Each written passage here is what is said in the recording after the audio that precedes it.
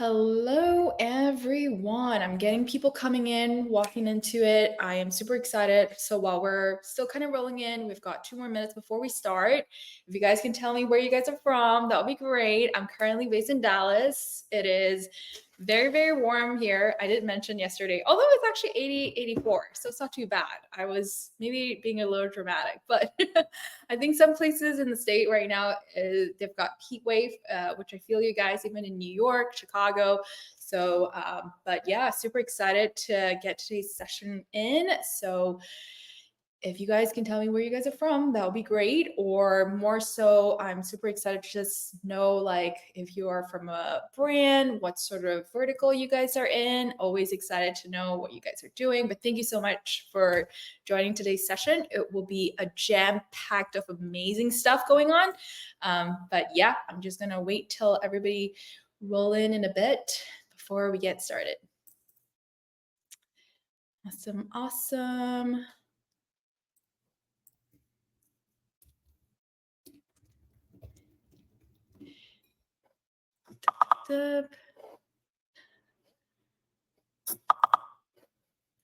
Alrighty. We're just getting more and more people in. I'm super excited. All right. Okay.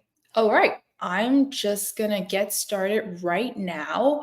But thank you so much and welcome to day 2 of margin recovery mode, which is tactics to win when tariffs strike, which is super exciting because yesterday we already had our day 1 of conversations. We've had a ton of things going on.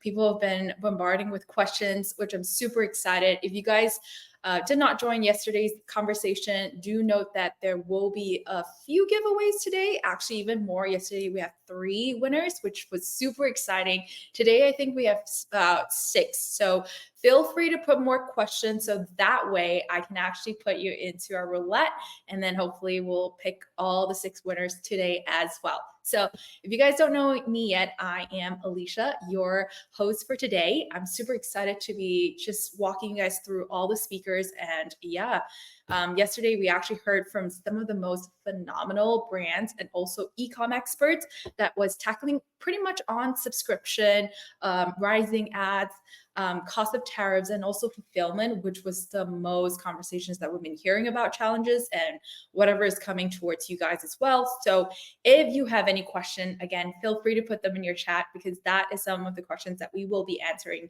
today.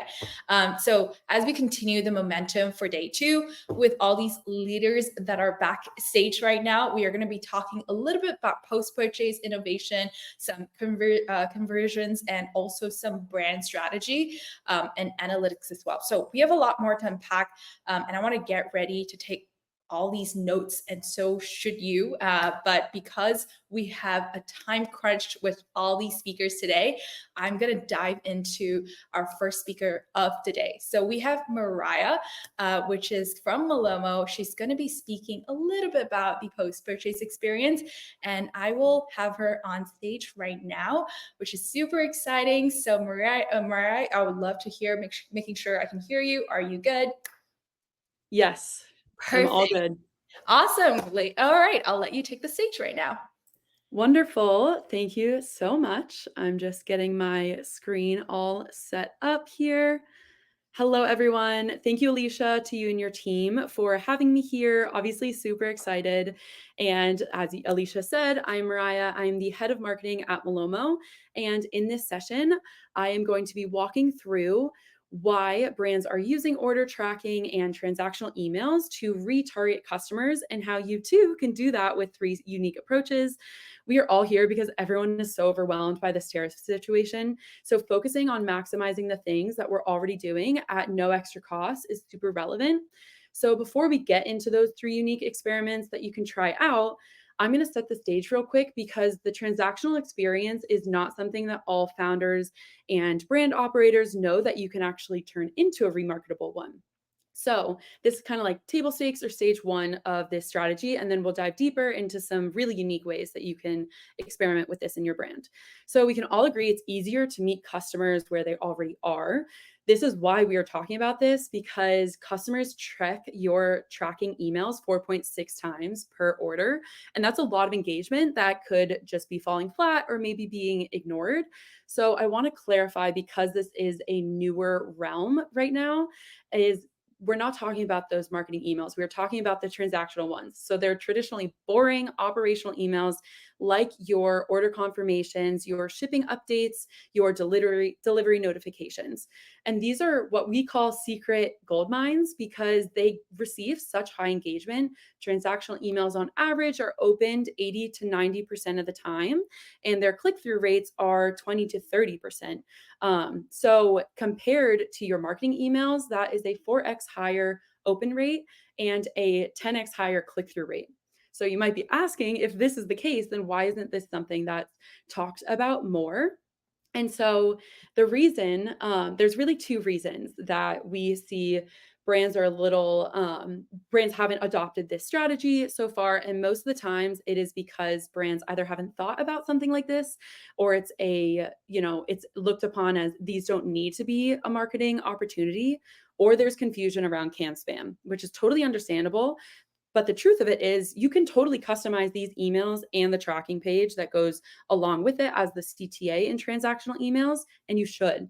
It is fully compliant to include marketing and product recommendations and promotions within these transactional emails, as long as the transactional information is primary in that email.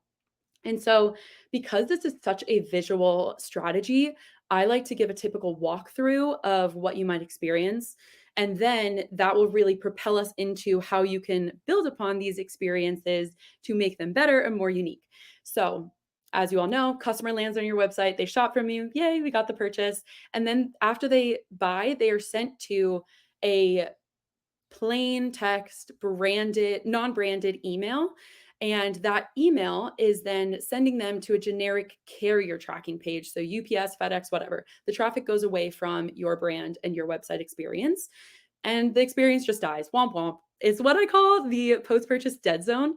And we focus all this time on the pre-purchase side of things that the post-purchase side ends up kind of falling a little flat because it just feels like a shipping receipt. So it's a huge missed opportunity. So now let's talk about the post-purchase flywheel. I like to call it that because we got to give a fun name to things, right? And so really this is how you can turn that post-purchase experience, something that you're already doing, and turn it into a strategic growth asset in a really organic way. So once again, the customer buys from you, yay, we got that purchase. And this time they're sent a series of on-brand, uh, personalized transactional emails, and they get an email for every stage of the journey so that they're completely kept up to date. And then those emails send them to a branded order tracking page instead of those carrier tracking pages. So it looks like they're back on your site. You can have targeted CTAs on that site that then bring them back to your website to shop. And it just goes from there. That's why it's a flywheel, right? So typically, brands see an average of 1 to 3% repeat purchase rates from these branded order tracking pages, which is huge because we are talking about a tight margin economy right now. So anything that you can do that doesn't have additional spend or additional acquisition costs to motivate your customer to purchase again is great. And so this is what I mean when I say that it's an owned remarketing channel, because there's dissimilar to other remarketing channels like social media, you are not paying for additional, fees, or you're not trying to outbid. There's no algorithm. It is just you, your brand, and whatever you want to put on that fully customized tracking page. So that's kind of like stage one, right? And if you're not thinking about transactional experiences in this way, there's a lot that you can do there already to just take back control and make it so that it fits your brand. But we're obviously on this webinar because we want deeper strategies. So here we go. Let's dive into kind of stage two. And I'm calling them experiments because you really can test and see what works well for your brand and for your customers. Because like I said, we're in a margin tight economy, so everything is going to make a difference. So the first thing that you could try out is co-marketing a brand swap within your transactional emails.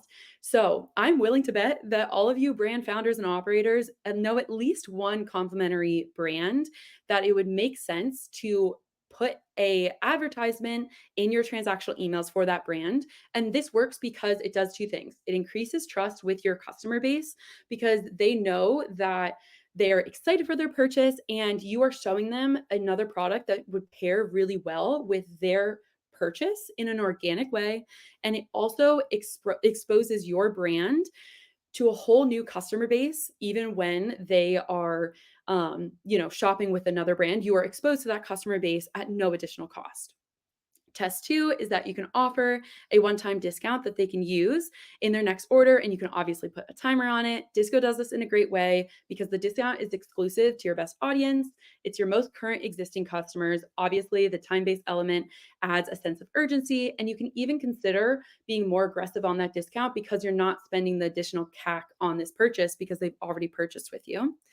And then experiment three is you can showcase product education to reduce returns. I love what Brunt is doing here because it gives the customer awareness about how to use their product and gives them confidence on how to change their product when they actually have it in hand. Because let's be honest, when we all get something new in the mail, we're just going to tear it open. A lot of the times, customers don't look at inserts that are in that package. So sending an email beforehand will really help them receive it better than they would beforehand. So that is all I have for today. I know that's really speedy because this webinar is jam-packed. So this is a library of downloadable examples. I'll put it in the chat. And I also just wanted to offer some reassurance because I know I have a lot of founder friends who are freaking out too. And I think that is so normal. So if there's anything I can do to help, please let me know. I'm a big believer in trying to offer and connect people where I can. So that is all I have. Thank you for spending a few minutes with me. I hope it was helpful. Best of luck to you all. Amazing. I'm going to keep that scanner QR for a bit there. Of course, I'm pretty sure Mariah will actually be sending all these to you guys as well. But thank you so much. This is amazing. I love the flywheel. I mean, that is something that we use as well, and just makes so much sense because, it goes around. Well, almost it says like what comes around goes around, but actually it's not. And the timer. Let's be real. It always hits us. The timer It works. works. It works on me too. Even for somebody who's in the space for such a long time, that urgency just give me that whole like, okay, I really need to go get them right now just because why not? So if you guys have not scanned this QR code, please go ahead, but don't worry, it won't be missing. I will make sure that she also adds them into the chat. So if you have any questions, feel free to ask and then she'll answer them as well. Thank you so much, Mariah, for your time. I'll put you backstage and then we'll move on to the next one. All right, so we definitely have the next person who will be joining us, the one in our very own Aftersell team, which is Omar, will be coming up on stage and tell you more about post-purchase upsell, cross-sell, and how to make more revenue from there. I'll let you take it from there. Thanks, Alicia. Just gonna share my screen real quick. And just want to confirm y'all can see it in the chat. I'm assuming yes. So I will get started here. So pleasure to be here with all of you today. And before we get into this presentation, I just want to start with a quick story. So first call of the quarter this year with one of my highest value merchants. And they literally opened with the line that we're not trying to grow right now. We're trying to protect what we've built. And since the beginning of the year, I've pretty much heard this over and over again, whether it's $1 million brand, $200 million brand. It's been pretty consistent across the board because this is the reality for e-commerce teams today. And we're not just focusing on scale these days, it's margin defense. As was mentioned before, we're in a margin tight economy. And as we know, the culprit, it's tariffs, it's inflation, and overall unstable customer and consumer behavior. So today we're going to talk about margin recovery mode, what it looks like, and what smart brands are doing to navigate it. And with Aftersell, we're going to show you how you're going to be able to tap into all parts of your transaction journey to unlock new profit, one, without eating into your margin, and more importantly, without compromising on your retail prices or retail experiences.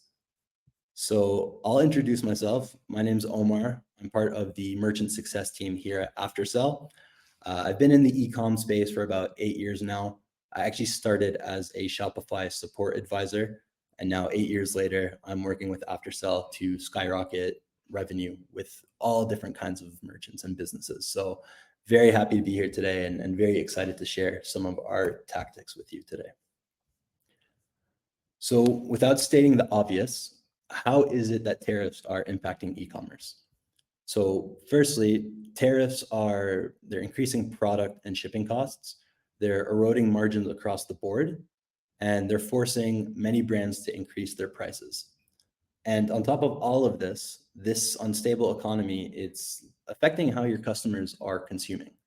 So we're seeing that shoppers are more price conscious than ever. They're buying fewer items, they're opting for cheaper items, and worst case scenario, they're abandoning their cart altogether. So the overall impact here is that the shaky consumer behavior is leading to a decrease in your AOV. It's leading to an increased cost to acquire customers, and sadly, contributing to a declining return on ad spend. So to summarize, before the tariff war, we had somewhat healthier margins, stabler costs, and many growth prospects. And now, post-tariff war, we're dealing with shrinking margins, increased costs, and growth stalls. So this is exactly where Aftersell, we're going to be able to come in and help our brands. And I'm going to run you through a few of our brands, what we've been able to do with them in many different business contexts, and how we've been able to help them safeguard them from this tariff economy. So I want to start with Prime Bites, one of my absolute favorites. And they were actually in the middle of a full rebrand. They were in the middle of a full rebrand as the tariffs started to come in, or the market uncertainty started to come in. And in the process of a rebrand, you never want to deal with, higher prices. With that new look, you want to be able to protect margin without compromising the brand or overall customer experience. So we help them build a defensible strategy using two key levers within Aftersell. So firstly, we help them build a high converting post-purchase funnel. And the way we did that was using our multivariate testing feature. So through this, we were able to come up with the most relevant offers for their customers.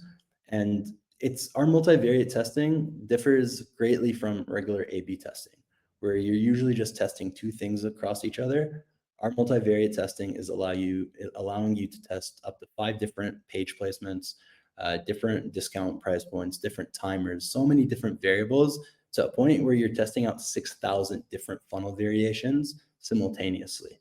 So what this allowed us to do, and for Prime Bites, was we tested out upselling, cross-selling strategies, we tested out the different discounts, and we came to a fully optimized landing page that 3x'd their conversion rate. So what would usually have taken months of testing, we got done within a matter of weeks through multivariate testing. And the second lever that we pulled with Prime Bites was our Rokt Thanks feature. So this is where we're turning the thank you page into passive profit, pure profit. And by displaying third-party ads from trusted brands through our Rokt network. And what this profit was able to do for them in this economy was give them more flexibility to hold the line on return on ad spend and give them space to be less reactive in those short-term spikes in CPA.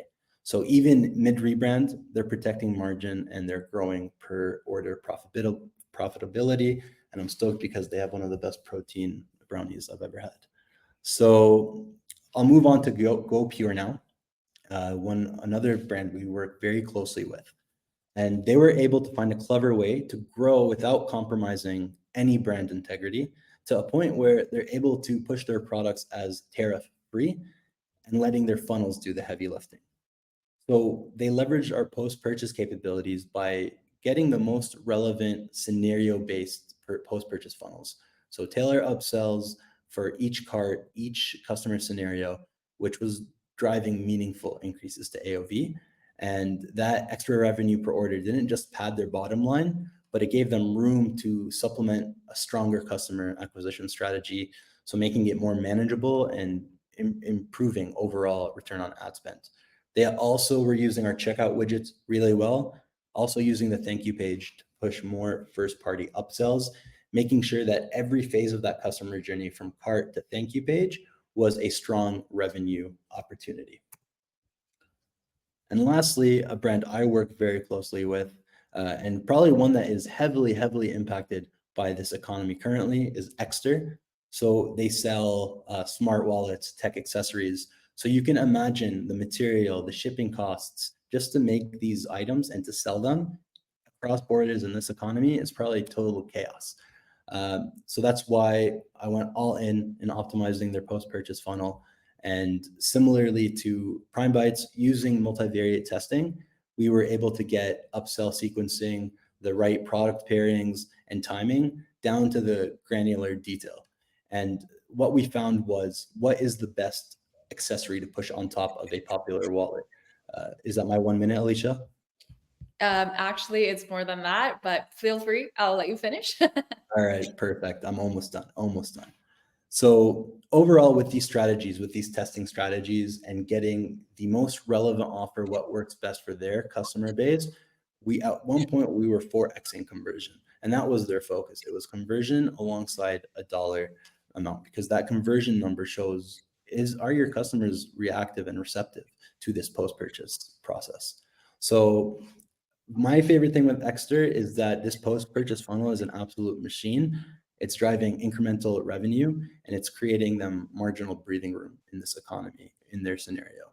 And to this day, we're still iterating, we're still working on it, because once you taste that optimized post-purchase funnel, you never want to keep it dormant.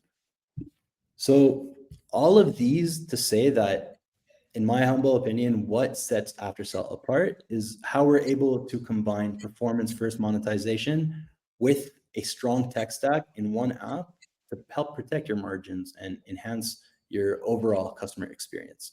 So we do this through AI-driven forecasting that helps our brands manage business operation costs, especially important when we are in an uncertain economy. So you allow yourself some breathing room to take some risks, to test, while knowing that this increased revenue and profit you're receiving is giving you more longevity in being able to give you that competitive advantage. As I mentioned prior, our multivariate testing. So the exact number is that you can run up to 6,480 different funnel variants in one post-purchase flow, which means you're getting an optimized funnel much quicker. And these are the exact kind of things that have helped our brands reach over 1 million in incremental value through Aftersell, and we're only scaling from here. So in closing, if tariffs or the current economy is cutting into your margin or just creating uncertainty in general, we created this tariff relief kit just for you. What you can do is scan the QR code. It includes hands-on funnel builds, multivariate testing, and tools to reclaim that lost revenue per order without raising your prices. So we're going to help you monetize and accelerate revenue smarter. So thanks for your time, and looking forward to seeing what y'all can do with this. Amazing, Omar. Thank you so much. If you guys, obviously scan this QR code, it could be very, very, I guess, valuable for you guys. And speakers, I do want to say that there is a Q&A section there for you, and there's a question for you as well. So feel free to answer some of these questions that are being asked by, our viewers here watching in our community. Would love to get all these amazing answered from you. Thank you so much, Omar, for your time again. And yeah, next up, we've got Tamana from Triple Whale. I'm super excited to move her up right now. I'm one of my best girly here, gonna share some of the amazing valuable stuff. I'll let you take it from here. Alicia, it's so nice to see you as always. And thank you for having me a part of this. I'm going to get my screen up and then I can dive right in. Alrighty. There we go. All right, guys. So as Alicia said, I'm Tamana. I am one of the tech partner managers here at Triple Whale. And, in the next few minutes, I'm just going to walk through what the most agile and data savvy Shopify brands are doing differently in 2025, especially with all these tariffs in the mix. I know there's so many things to think about, and I hope this helps. All right, so briefly, here is today's agenda. Let's just dive right in. So E-commerce brands today, they are drowning in data, but they are starving for insights that drive real action. And that's where Triple Whale comes in. So Triple Whale is the e-commerce intelligence platform. It's built for faster and more confident decisions. Now, most analytics platforms, they're telling you what's happening. But here at Triple Whale, we actually help you understand why, and more importantly, what to do next. So at Triple Whale, we are not just another data tool. We're actually the go-to e-commerce intelligence platform for brands that are scaling really fast and need clarity in their decision making. And we are the proud source of truth for over 30,000 plus innovative brands. And that includes brands like MeUndies, Calpac, and Roback, and so many more. But we're not just working with brands, we're also powering an entire ecosystem of e commerce growth. And with 2,000 plus trusted agency partners and 65 plus deep tech integrations, we actually ensure our customers get the most out of their data. So, from marketing to inventory, ultimately to profitability. So, if you're wondering what that actually looks like in action, we have a full section of case studies on our website, and I encourage you to take a look. All right, well, tariffs are back. And that is adding 5 to 15% on the cost of key e-commerce goods. So what does that mean? Well, your margins, they just got squeezed. Customer acquisition, it is harder than ever. The battle for attention is so fierce. And those rising ad costs, just look at CPMs across every major platform, they are climbing. So what now? Well, the smartest brands aren't working harder. They're working smarter because efficiency is honestly the new growth hack. And now, even though I've mentioned a few of the challenges, if you guys have other challenges, I want to hear about them in the chat. All right, so tariffs are back and performance, it is down. Ad spend, it's barely up from March. ROAS, down 34%. CPA, there's a slight increase, and AOV dropped hard, meaning that price sensitivity, it is rising. Now, it's been summed up really well. There's a new world of tariffs, but honestly, every competitor is in the exact same boat. Take that in for a second. So, who's winning? Well, Meta is still dominating with 70% of ad spend. Google is the most efficient platform, and TikTok had the lowest CPA and CPM. So, the big picture here is that shoppers are changing. Efficiency is down, and fast, flexible strategies matter honestly more than ever before. Now let's talk about staying ahead. Now the e-commerce landscape, it's shifting really fast. So tariffs, rising CPAs, tighter margins. How are the top Shopify brands not just surviving, but actually thriving? I'm going to dive into that, and you can take a screenshot of this now, or I will show it again later on. All right, so first up, explore efficient pricing strategies. Now, let's talk pricing because honestly, it's not guesswork. There's actually a strategy behind it. So, raise your prices smartly by knowing your customers and testing before you scale. And then add perceived value. You can add bundles and premium SKUs. Refresh your outdated models to reflect today's buyer behavior. And then ultimately, let your data lead. So, focus on your best sellers and align your messaging. And this is like a bonus tip I guess I could give you. Some of the key data points that you really want to be tracking are your conversion rate, your ROAS, your contribution margin, and your LTV. Because ultimately, these are your North Stars when it comes to pricing strategy. So make sure you're checking them often and let them guide your decisions. Next, optimize your supply chain levers. So let's talk margins. Now, in this market, it's not just about selling more, it is about keeping more. And start by negotiating with some of your suppliers. If you have outdated contracts, leverage softened demand and a strong USD for better terms. Engineer around your tariffs. So small changes to design or packaging can actually lower your HS code, which will also lower your duties. And then test alternate sourcing. So run 30-day sprints with some other factories in other countries to compare real landed costs. Now, these moves, they might not feel very flashy, but honestly, they are so powerful and they go straight to your bottom line. Next, let's talk about diversifying your ad spend. So again, efficiency. Efficiency is everything. And winning brands, they are moving fast, they trust their data, and they stay customer obsessed. So start by being agile and data driven. listen to your numbers, test them, adapt them, repeat, and continue this process until you actually find things that are working for you. So get smart with your channel strategy. So Meta is really great for broad reach and retargeting. Google, it's great for bottom of funnel conversions. TikTok, it's good for products that have, for companies that have low AOVs and new customer discovery. And Pinterest, it's good for niche plays in home, fashion, and lifestyle. So set channel specific KPIs. Each platform, it's going to play a different role for you, and you can't hold them to the same standards. So efficiency isn't about doing more. It's about doing the right things in the right place at the right time. All right, next up, prioritize retention over acquisition. So, retention is your edge and your margin. It drives stability, predictability, and profit. Now, here are some tactics that merchants are using that have really worked. So, use post purchase surveys and SMS to build loyalty. Reward your VIPs with perks and early access, and then retarget past buyers with retention focused ads. You can also launch loyalty and referral programs that will drive your engagement. So, overall, focus on value, not just features. Loyal customers really want that relevance and they want that connection because at the end of the day, retention isn't just a marketing play, it's honestly your most efficient growth lever. All right, now lastly, let's talk about embracing AI that helps you act fast. E-commerce brands that adopt AI, they're actually seeing real results. And according to McKinsey, e-commerce businesses that use AI can actually increase their profitability by up to 25%. Now, that's because AI isn't just making things faster, it's actually making decision making much smarter.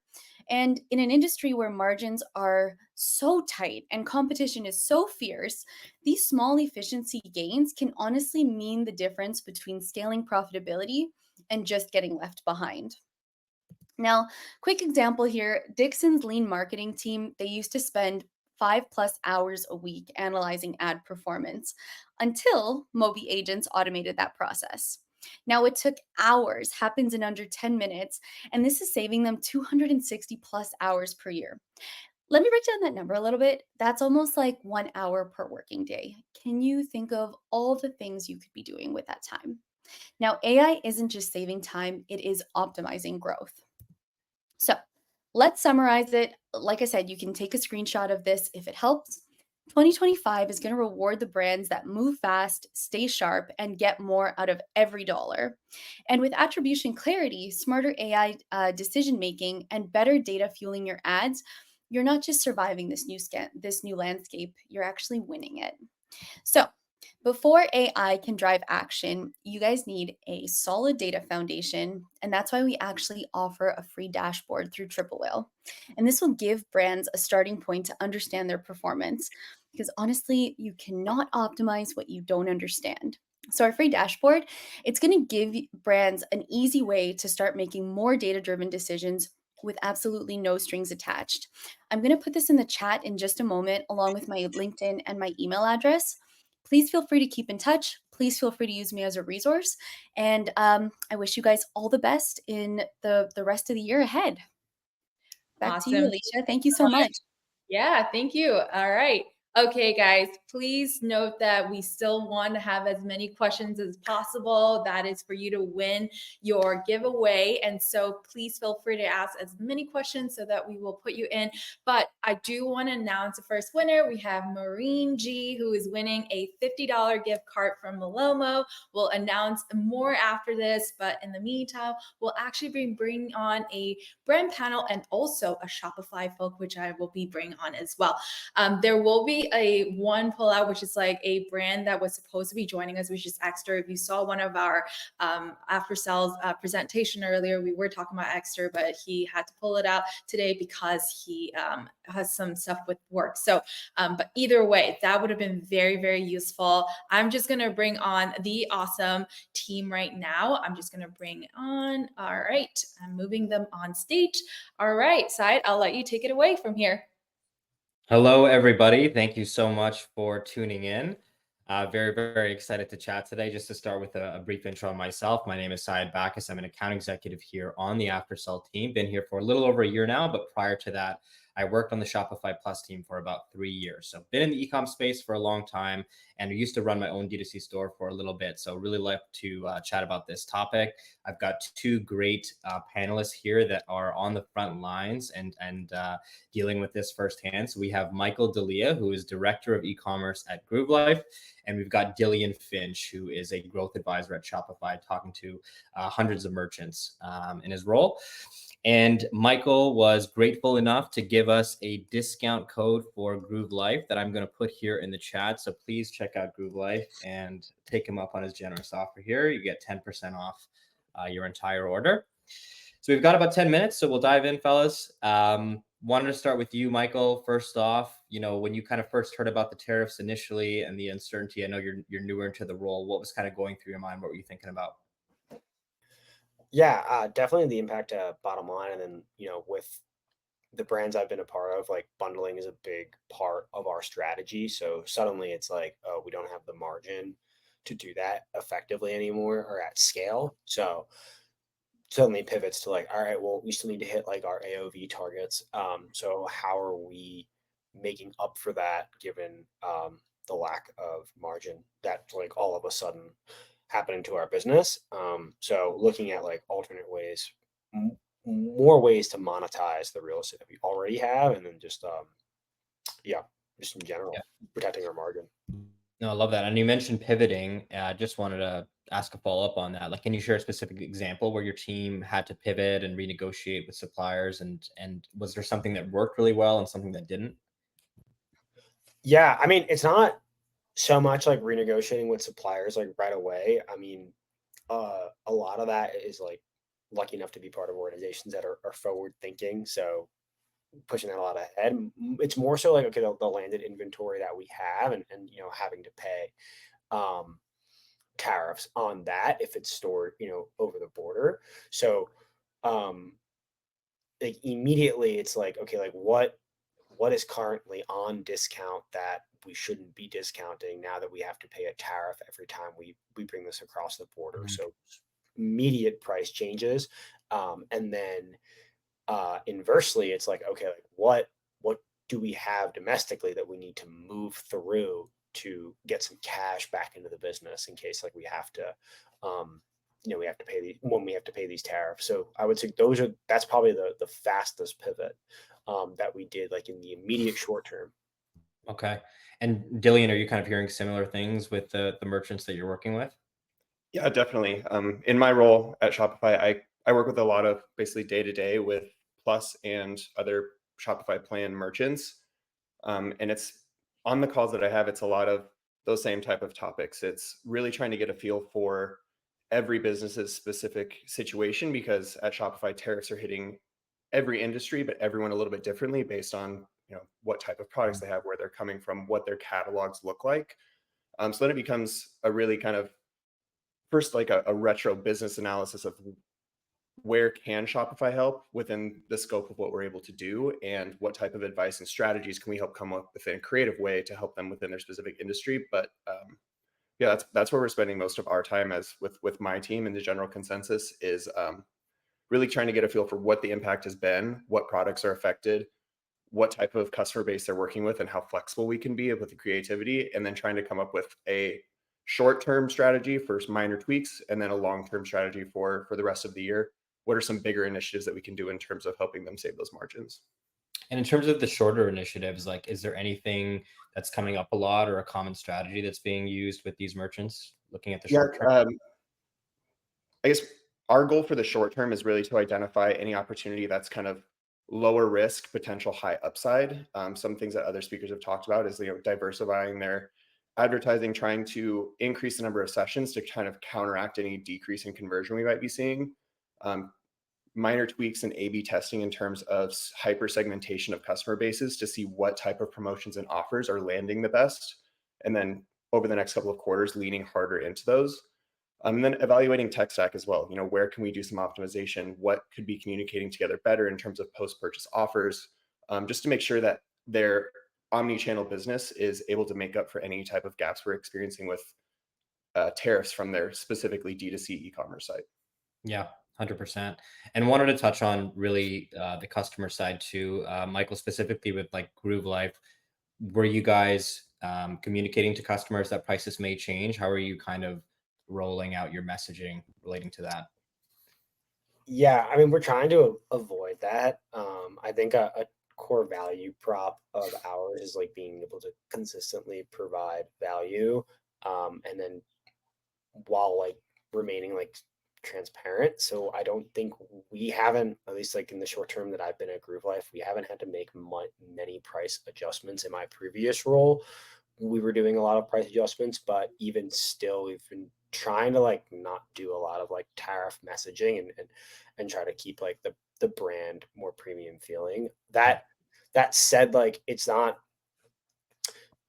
like I meant, like we can continue to have promotions and discount product, just a different mix. And that's like I think the key of like a complex business versus someone who's got like a one fulfillment location, and that's like you know, every business is unique. So in my experience, it's been like, all right, we're able to, you know, because we're diverse, we're able to transition, and we can even like recycle some of the messaging that we had for other products because we can run the same promotion um, on a different mix. So yeah, I mean, I've seen like other brands are leaning really heavy into the tariff messaging, and that might work for like their brand ethos. I think for the orgs that I've been a part of, we've been hesitant to do that, but you know, it's something we have in the back pocket in case something gets out of hand.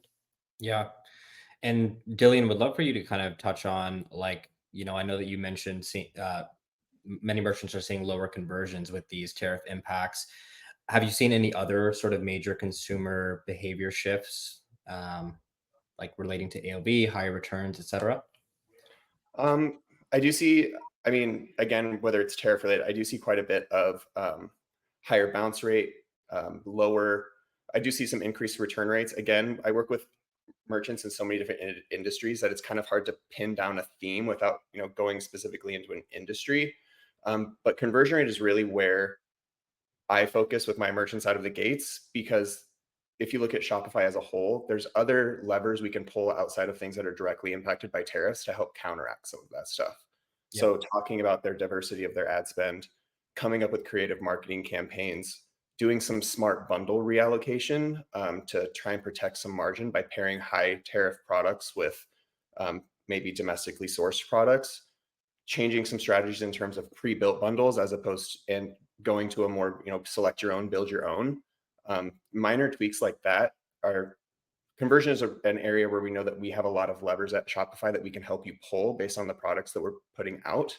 So that's where I spend most of my time. But generally across differing industries, I do see impacts in different metrics that people want to talk about. But again, it gets pretty niche depending on what we're talking about, whether it's skincare or auto parts or things like that. Yeah, 100%. And I totally understand you working with such a wide range of merchants. But if you had to kind of at a high level suggest one thing that every brand should kind of start looking at, within 30 days of them kind of looking at this tariff strategy, what would you kind of suggest as sort of your top recommendation on where to start? Yeah, I think when the tariff situation kind of first dropped, it was very jarring for everyone, even people at Shopify. So there's a couple of things that I always, even before I hop on my first call with merchants, I have them going through their product catalog and just doing some strategic tagging in terms of getting a better idea for what your most impacted products are, where you're seeing the biggest effects, doing some smart collections that are kind of on the back end to make sure that your team is able to quickly and in an agile way make marketing decisions or promote things on the main page of the site, to make sure that when you're doing those small tweaks and like trying some A/B testing, it doesn't take up a bunch of your time. So really getting a good feel for your backend setup and doing any tweaks that you might not have done when tariffs weren't such a big conversation, but making sure that you have all of those data sets ready for those types of tweaks. And then also, like, the number one thing I always tell everyone is Shopify is moving as quickly as it can to put out products to help merchants with whatever type of creative strategy they might be doing. Always making sure on your browser you have the Shopify changelog bookmarked, because we're always rolling out things to help. We're trying to stay as up to date as possible and being very transparent with what we can and can't build, as quickly as possible. So just making sure that you keep an eye on that change log, because those change log releases can really help stimulate your team in terms of thinking of new strategies you might not have tried based on new functions and features that we're putting out. Great suggestion. So yeah, we'll definitely keep a close eye on the change log. Michael, I just wanted to ask you a few questions related to how Groove Life has worked with Aftersell and ways that we've been able to help offset a lot of the margin hits that we've seen. So the first question was with rising tariffs and the margins becoming tighter, like how has Aftersell and specifically Rokt Thanks in tandem like helped you guys sort of reach higher levels of profitability, et cetera? For sure. I think you both alluded to this earlier, but I think brands are looking for more ways to like monetize their own real estate and squeezing out any kind of like profit that they possibly can. For us, like in using Rock Thanks, that's the post-purchase experience and through network offers. I've was pulling some data before before the panel, and just in the last 90 days, about 92% of our total transactions like went through Rock Thanks. And that added about $7,000 in just pure profit in the last 90 days, and year to date almost 17,000. So for Wow. us, that's like pure bottom line, like zero margin profit that goes straight back into the business. So I'd say like a lot of brands, and I know Shopify also had network offers like that they just recently rolled out with ShopPay, but I just say like in terms of like an overarching theme, like we're looking to monetize with what we already have. So it seemed like a natural partnership and something to double down on during these uncertain times. That's amazing. And for everybody here, just for context, if you're not familiar what Rock Thanks is, we offer the ability for you to monetize your thank you page. And it's probably the quickest thing that you can literally do to offset the cost of these margins. It's literally the click of a button and you can generate about 30 to 50 cents per order. Last question that I have for you here, Michael, is some brands like they really like the idea of Rock Thanks and being able to offset these costs, but they're worried about like the brand side, the brand perception or customer experience. Can you kind of speak to if you've seen any impact and what you personally think about the offers? Yeah, totally. Like I said, like a large chunk of our total transactions are going through this experience, and like today, like we haven't seen any measurable decline like in our NPS. And on my talk yesterday, I was talking just about like how checkout and post purchase should always be additive and not disruptive, and looking at conversion as like a soft metric here in terms of like, oh, are they getting value? And I just think by the profit that we're seeing and the money that we're seeing coming from Rock Thanks in tandem with like our NPS, we can assume that it's an additive experience, and we haven't seen really anything bubble up on the CX side. We love hearing that because we designed the product with the end customer user experience in mind. And that's why it works so well. So for anybody on this call, typically what we offer for merchants is the ability to use Rock Thanks to generate free profit.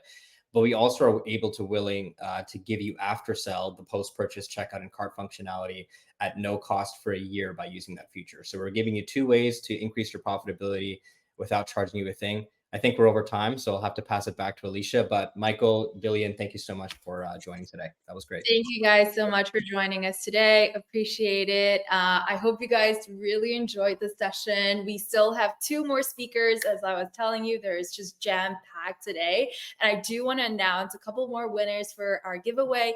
We have Shinan Chabas. I'm sorry about the pronunciation, but you just won yourself a $50 gift card from Malomo as well, which is exciting. And there is actually one more winner that I think I pulled it up, which is Anthony Points. That will be a $150 gift card from the Aftersell side. So I will make sure that everyone reach out to you, and so we will go from there. If you have any other question, feel free to put it on inside the chats or even Q&A. But congratulations, there will be more winners to be joining us. And so we have Jeremy next up to be joining us in this conversation. I'm super excited to have you here. Hello. Excited to be here as well. How are you? Amazing.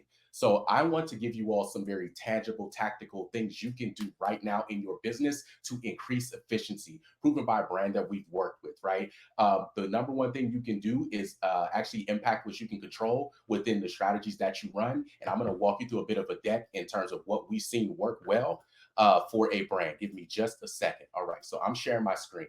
Okay.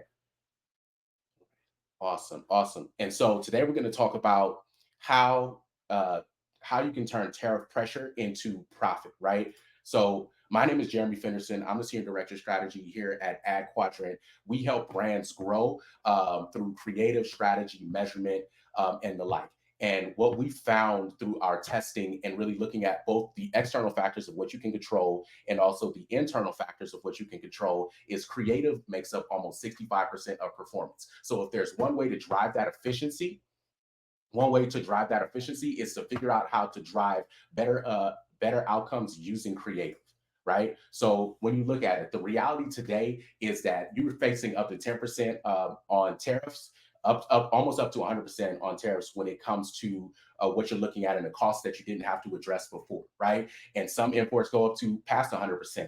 And when you look at the current reality, traditional cost cutting is limited. You can only cut costs to a certain point, and price increase really turn into you risking losing customers if you take it up a notch, right? The opportunity here is actually to leverage AI, right? When using specific tools and strategies, and I'll show you in just a minute, you can find hidden efficiencies in your current marketing and creative. You can find audiences that are untapped, that aren't currently being hit using your current strategies.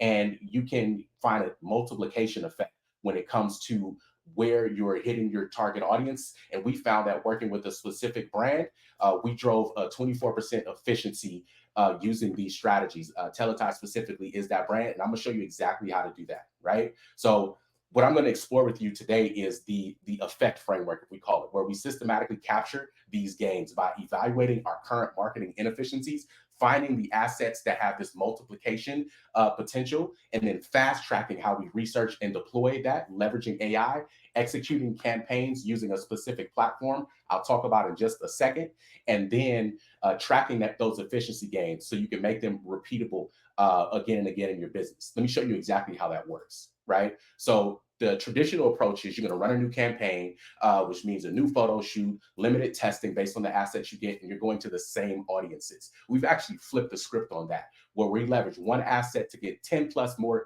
variations. We're able to test rapidly across multiple demographics and discover unexpected segments. When Teletype did this, they transformed one creative into a campaign that drove that 24% efficiency. And according to Meta specifically, AI tools, when leveraged effectively, you'll see a 22% better return on ad spend.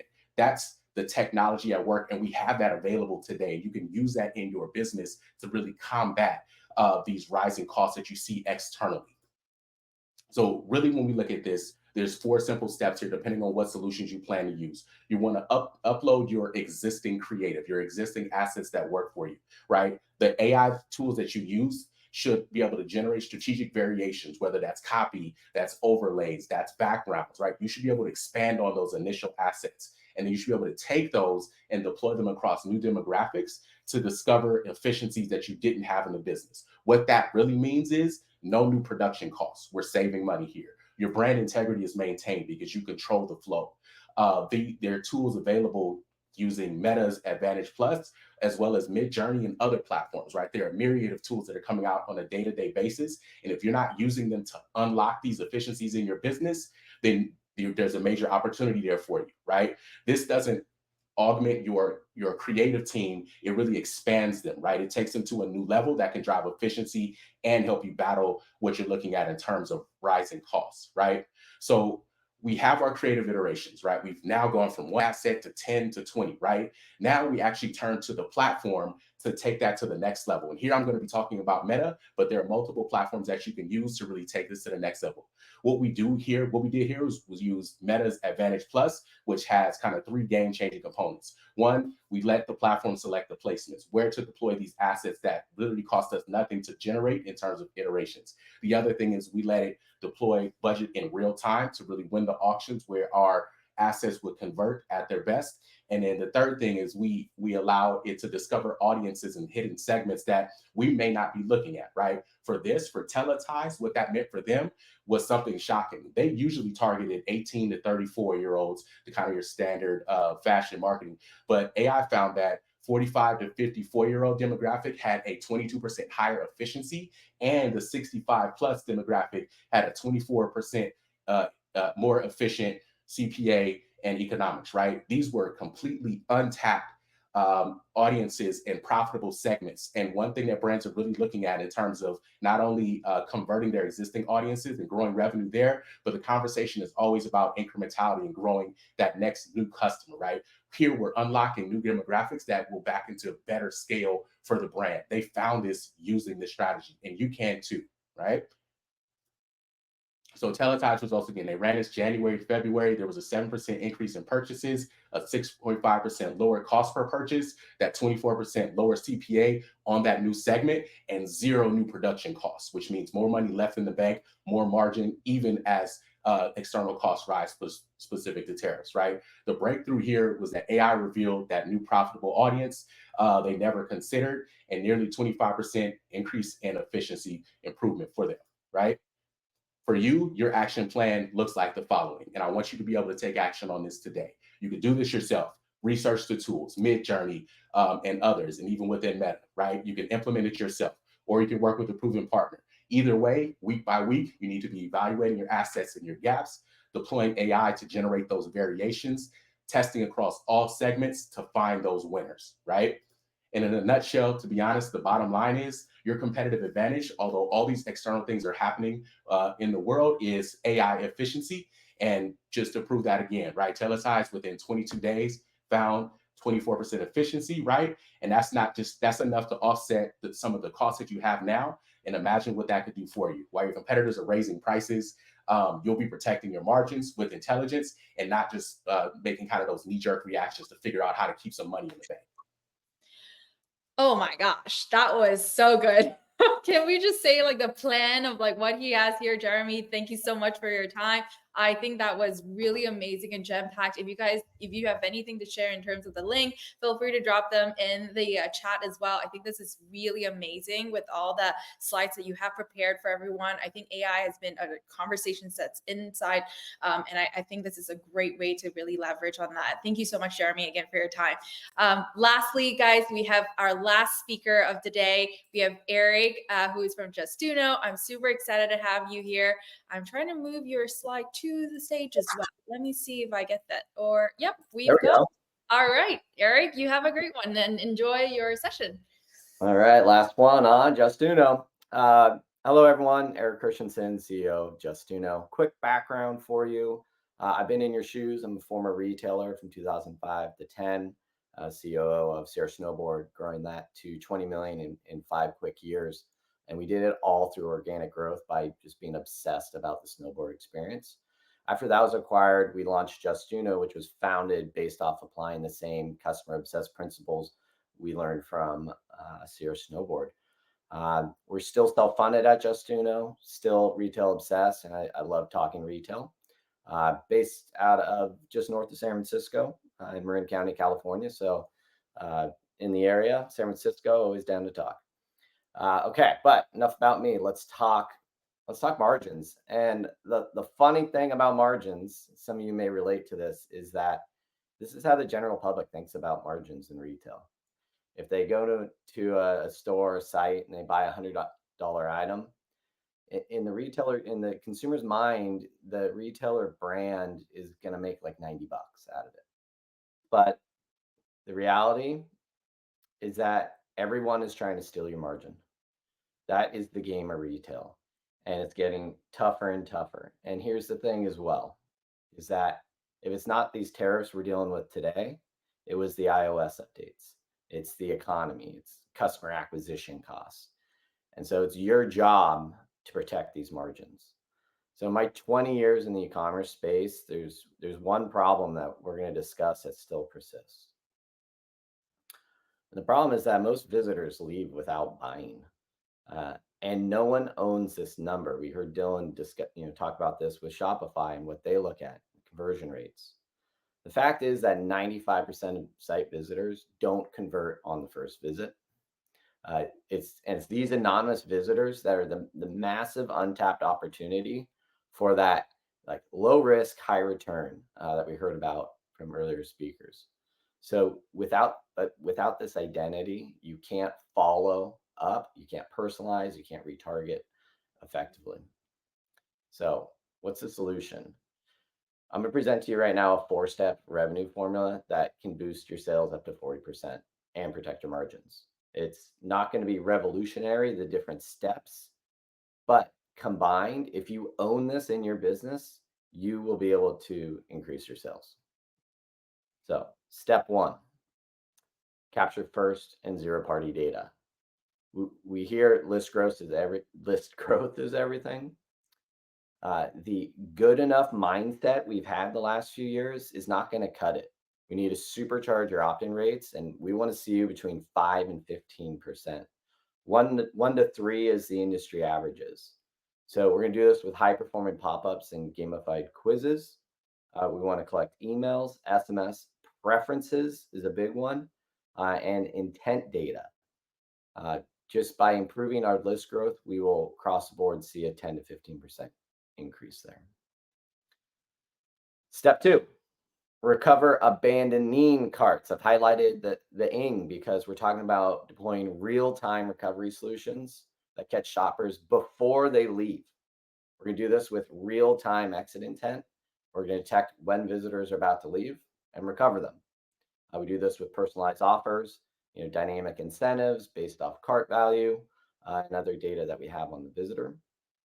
This exit intent cart recovery strategies, we're going to convert up to 30% of clients that are at 35% in the specific audience of abandoning cart visitors. Step 3, identify anonymous visitors.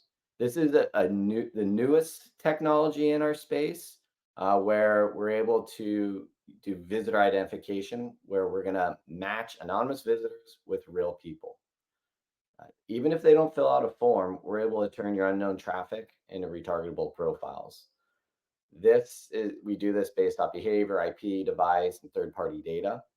We're going to be able to increase your retargeting pool by 20%.